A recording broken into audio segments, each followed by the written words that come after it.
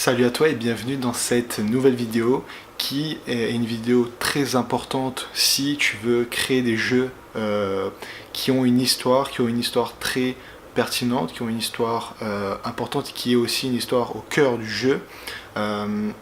Cette méthode est utilisée par les plus grandes personnes qui arrivent à créer de bonnes histoires, mais ces étapes-là, donc c'est des étapes qui vont te permettre de commencer et d'un peu avoir une idée précise de quelle est ton histoire et comment tu vas pouvoir former ton histoire grâce à ces étapes.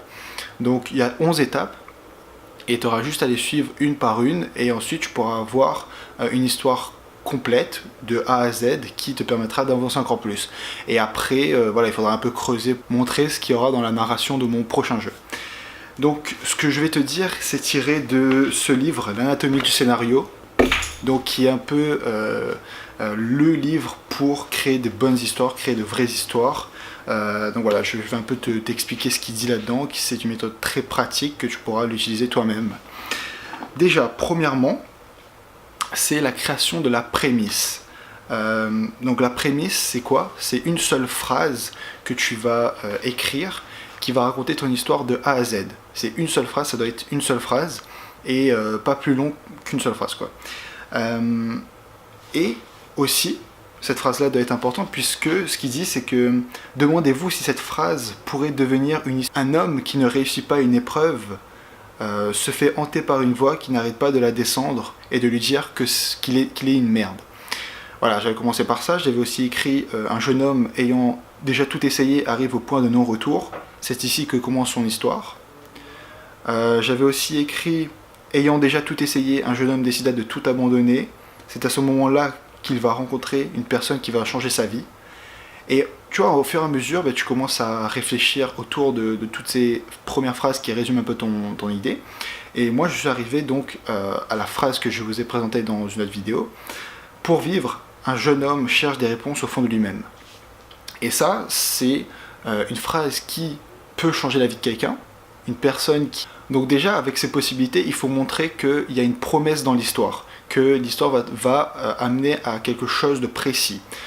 Donc moi, ce que j'ai mis, c'est que l'histoire va ramener à une rencontre qui va changer une vie, donc qui va avoir aussi de... Et donc là, tu peux te poser tous les styles de questions que tu veux qui pourra te permettre d'avancer dans ton histoire, te poser des questions sur ton personnage, vraiment toutes les questions qui peuvent être posées. Par exemple, que se passerait-il si l'on montrait tous les gens qui sont passés par là, donc sont allés mieux que se passerait-il si cette rencontre n'était pas une personne mais un être, ou bien un spectre, enfin quelque chose qui n'est pas défini.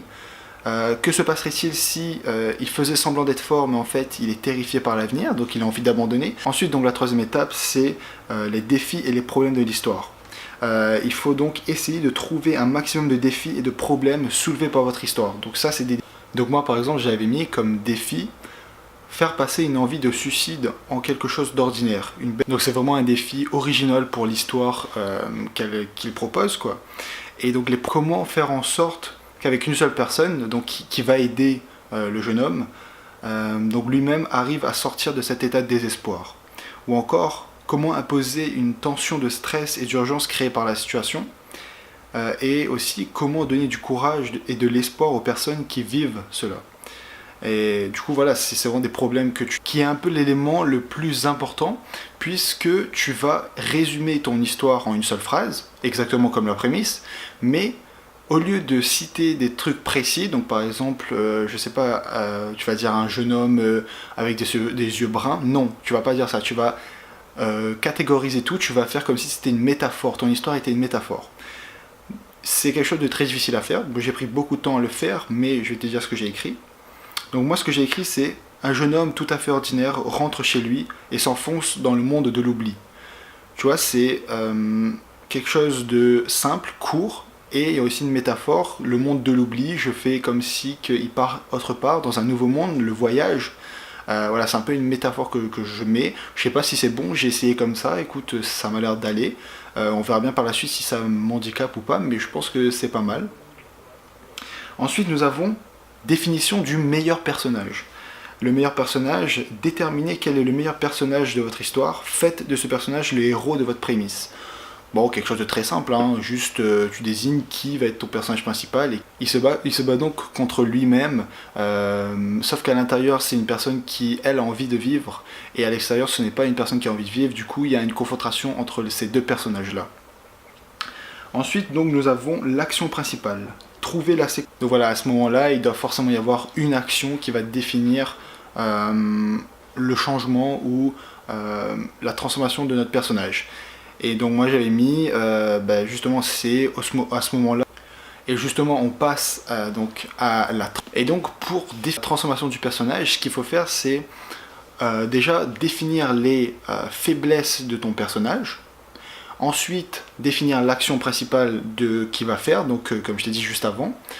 Et donc, tu juste fais l'addition de ces deux-là et tu auras une transformation après. Que ce soit bien ou mauvais, c'est toujours une transformation. Le personnage est faible au début moralement, il ne sait pas trop ce qu'il fait. C'est au moment où il rencontre son vrai lui, donc son âme, que ça va tout changer à l'intérieur de lui.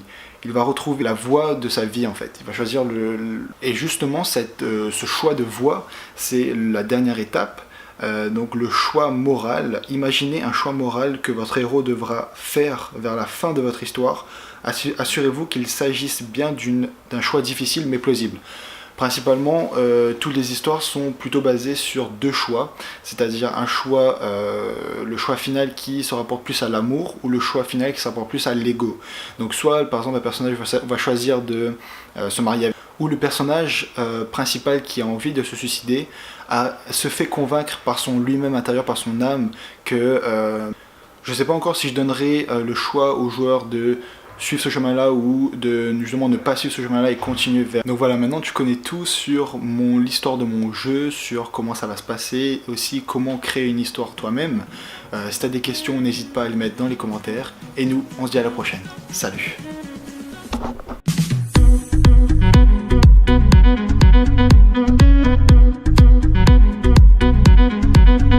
Mm-hmm.